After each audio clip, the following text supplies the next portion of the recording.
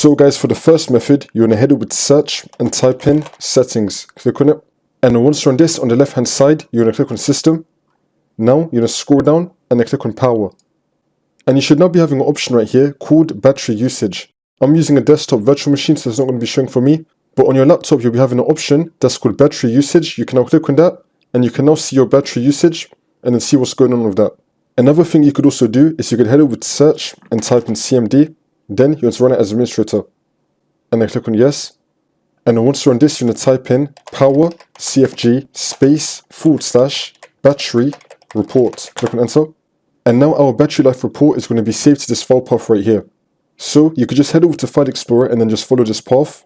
Or you could just highlight over this and then do Control-C on your keyboard, which will then copy it. And now we're going to head over to search and type in File Explorer. Click on it. And then once we're on this in the path right here, we're just going to click. Then we're just going to delete this. Now we're going to paste what we just copied right now. And then click on enter. And now you're going to select your web browser. And then click on just once or click on always, it's up to you. I'm going to click on just once. And it's now going to be showing us our battery report. Like our installed batteries, recent usage, battery usage, a bunch of stuff here. Again, I'm using a virtual machine, so it doesn't really show anything here for me. But in your case, you're going to see a bunch of information right here.